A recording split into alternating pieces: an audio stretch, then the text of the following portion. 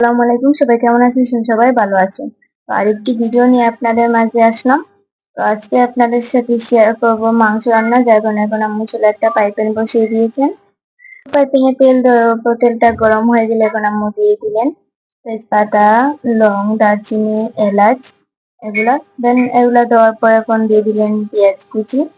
তো পেঁয়াজ কুচি গুলো ফ্রিজে ছিল, মানে ফ্রিজে রেখে দিয়েছিলেন, তো ওগুলো এখন বের করে দিলেন। দেন এখন দিয়ে দিবেন রসুন বাটা। তো রসুন বাটা গুলো দেওয়ার পর এখন দিয়ে দিলেন আদা বাটা, যেহেতু মাংস তাই মাংস একটু আদা বাটা দেওয়াই লাগে।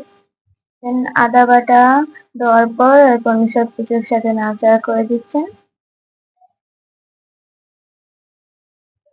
কিছু সময় নাড়াচাড়া করার পর পেঁয়াজ রসুন আর আদা কষানো হয়ে গেলে এখন দিয়ে দিবেন আম্মু মশলা। তো মশলাতে আছে এখানে পাঁচফোড়ন, হলুদ, লবণ, ধনিয়ার গুঁড়া, মরিচ, মানে সব মশলাই আছে এখানে, শুধু জিরা গুঁড়া নেই। তারপর অল্প একটু পানি দিয়ে এখন আম্মু মশলাগুলোকে কষিয়ে নেওয়ার জন্য পানিটাকে দিলেন। দেন কিছু সময় নাড়াচাড়া করে মশলাগুলো কষিয়ে নিলেন। তো দেখতে পাচ্ছেন আমাদের মশলাগুলো কষানো হয়ে গেছে, এবং যে মাংসগুলো ফ্রিজ থেকে বের করে দিয়েছিলেন, তো মাংসগুলো দিয়ে দিলেন। তো আমরা যেহেতু দুজন মানুষ তাই মাংস খুবই কম, তো মাংস দিয়ে রান্না করা হয়েছে। এবার মাংসগুলোকে মশলাগুলোর সাথে ভালো করে মাখিয়ে দিলেন। এবার আমরা ঢাকনা দিয়ে ঢেকে রেখে দিলেন। তো কিছু সময় পর ঢাকনাটা উঠিয়ে আম্মু আবার নাড়াচাড়া করে দিলেন। এবার দিয়ে দিলেন আলু। তো এই আলুগুলো আম্মু কেটে রেখেছিলেন। দেন আলুগুলো দেওয়া হয়ে গেলে এখন মাংস মশলা গুলোর সাথে আলুটা ভালো করে নাড়াচাড়া করে মাখিয়ে নিলেন।